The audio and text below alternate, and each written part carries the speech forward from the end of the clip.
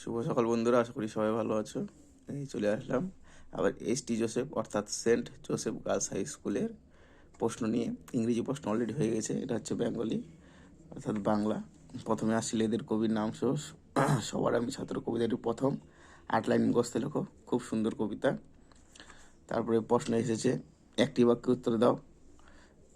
3 নম্বর আছে শব্দার্থ লেখো। এই যে হালকা করে হিংস দিচ্ছি, নাহলে ভিডিওটা অনেক বড় হয়ে যাবে। বিপরীত শব্দ, বাক্য রচনা, বন্ধনীর মধ্য থেকে শব্দ নিয়ে শূন্যস্থান পূরণ করে। এখানে উত্তর দেওয়া আছে, খুঁজে নিয়ে লিখতে হবে, ফাঁকা করে পূরণ করতে হবে। এলোমেলো সাজিয়ে লেখো, বর্ণগুলি যুক্ত করে লেখো। এই যে বর্ণগুলি যুক্ত করে লিখতে হবে।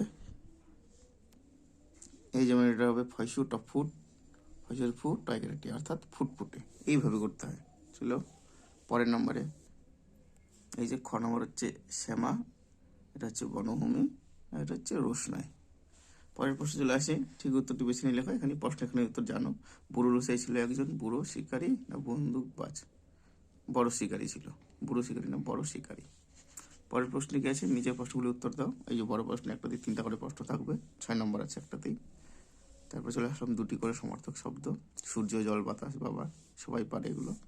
এক কথায় প্রকাশ করো যা দেখা যায় না, অদৃশ্য। জলে জন্মায় যে জলজ প্রাণী, যিনি দান করেন দানি, যে বাধ্য নয় অবাধ্য। খুব সুন্দর প্রশ্ন হয়েছে। সবার শেষে আসছে অনুচ্ছেদ, 14 নম্বর। অনুচ্ছেদ কথা অর্থ হচ্ছে রচনা। দৈনন্দিন জীবনে বিজ্ঞান, খুব সুন্দর প্রশ্ন হয়েছে। বাংলা এতটাই ছিল, এরপরে আসবো পরের অঙ্ক এবং আলাদা বিষয় নিয়ে।